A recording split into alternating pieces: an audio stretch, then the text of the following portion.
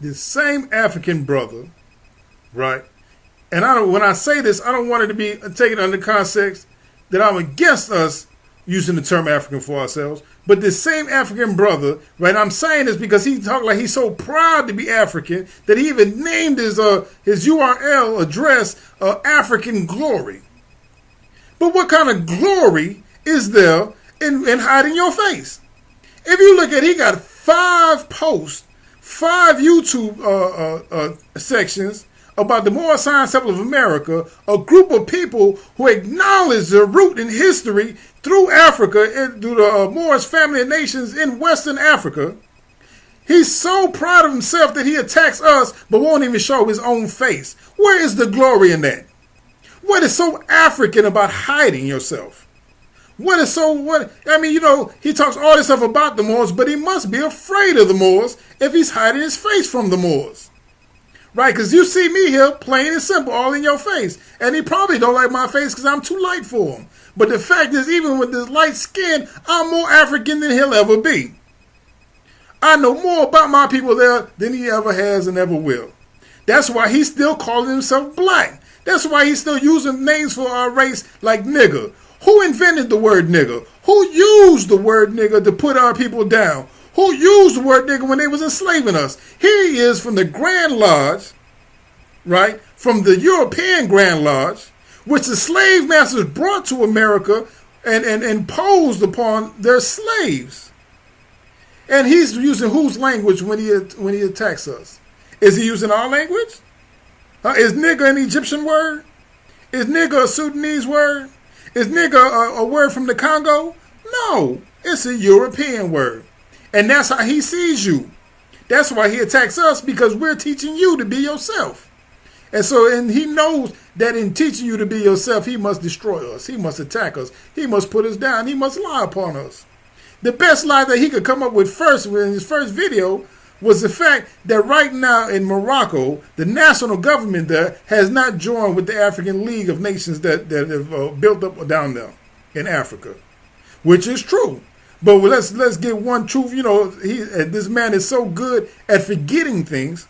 Let us remember when the Moor Science Temple of America was founded, originally in 1913, reestablished in 1916, reestablished again as the Moorish Temple of Science, Moorish, right, directly linking us back to Morocco, was in 1926. In 1926, the African League of Nations didn't exist. Those nations down there in Africa that unified together to try to rebuild Africa didn't exist back then. Back then, the king of Morocco, or really the sultan, he didn't become called the king until 1956, and the king or the sultan was one of our people. He was for our people. Nowadays, things have changed. Just like everywhere else, things have changed. If you go to Egypt right now, what he's so proud of, who's in Egypt right now? What national government is in power there?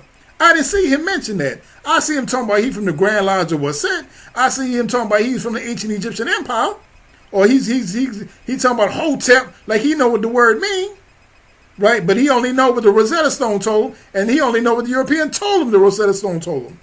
Because he don't speak ancient Egyptian. Because he ain't never met an ancient Egyptian who told him how to speak it. Now, he ain't talk about in Egypt, right, which is also ruled by a national government that is not pro-African. If you go to Egypt right now, go to Egypt, they're claiming they're not even a part of Africa. They're claiming they're a part of the Middle East. Ask them. Go to any news site right now and see what is the condition, the state of Egypt right now, today. Right now, they claim that even though they're in the continent of Africa, they're claiming not to be a part of Africa. Morocco is still claiming to be a part of Africa. It just said they didn't want to be, so which one is the lesser of the two evils? Now, both of them are wrong. We need to go out there and straighten out both these people's mentalities. Well, I admit they're both wrong. Right? But today, we as Moorish Americans, we're not holding up Morocco, the national government there today. I'm not a citizen of Morocco. I'm a citizen here. I ain't got nothing to do right now. I ain't got nothing to do with how they're running the political agenda there. But that doesn't change the fact that my people are from there. And that doesn't change the fact that the ancient Egyptians are from Egypt, from them same land areas. And it doesn't change the fact that the ancient Moors, who became the modern Moors here in America, are the same exact people, the same exact race, the same exact constitution of human being that the ancient Egyptians were. They were brothers.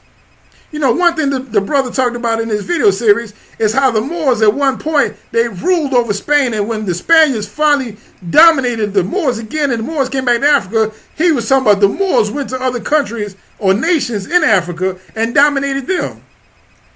And he was saying that like that's a bad thing. Now, let's be honest, the place that he's holding up so highly, Egypt, they're known for conquering other nations. The ancient Egyptians dominated other nations all the time. That's how they got all that gold. That's how they got all that power. You can go look at Egyptian walls and see Pharaoh standing over the bodies of people he done enslaved from other nations. And most of those people were what color? You can look at the walls and see what color, what skin complexion they were. So why you pointing the finger at what the Moors did, you got to point the finger at what the Egyptians did. The fact is, in Africa, in ancient times, and even in modern times, nations fight with other nations. I'm not saying it's right. I'm 100% against it. I'm for love, truth, peace, freedom, and justice. I want all our people to be united into one vine and fig tree, right? But he is, in his attempt to put us down, he only told you half the truth.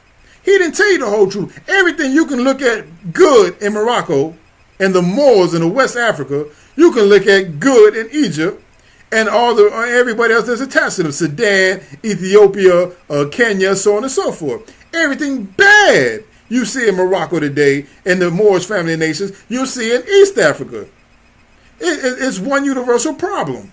So the problems of today that's going on there today, just like the problems of Egypt, and it's just like the problems of Morocco. We're not responsible for what they're doing now, even though we should be taking responsibility for our people over there. And one day we got to get ourselves together and become united and stop all this African upon African hatred, which his brother's demonstrated what he did and what he's attempting to do, because we are removing ourselves from the European psychology.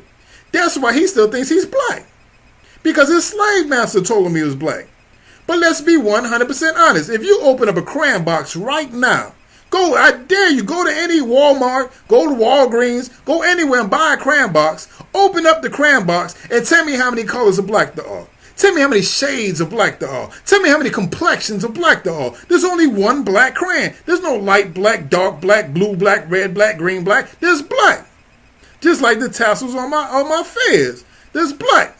Now, there are people come in many shades and colors. Even in Africa, where there has been no domination or no colonization by Europeans or anybody else, we still come in shades.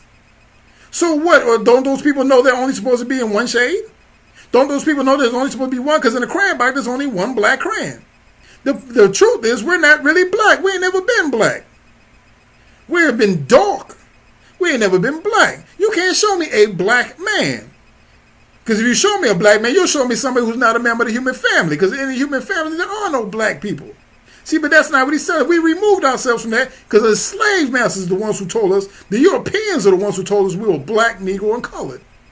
That's why we don't accept that no more. See, now he tried to say that the word Moor is Greek, and it's not. We were calling ourselves Moors before the Greeks got there. If you look at the Greek language before they came to Africa, before they dominated, there was no word Moor in Greek. They got it from us. What happened was we were sailing the seven seas and we were calling ourselves the Moors. Anybody knows right now the word Moor is 100% synonymous with those who sailed the seas, those who were the great navigators. To this day, we still utilize that symbolism in a lot of what we teach. You know, we coming across the seas. We coming across with this civilization to build up foundations of cities, holy cities at that. Right? Because we founded the kingdom of Morocco. We founded the kingdom of Mecca before the people that are there now arrived. We were there a long time ago.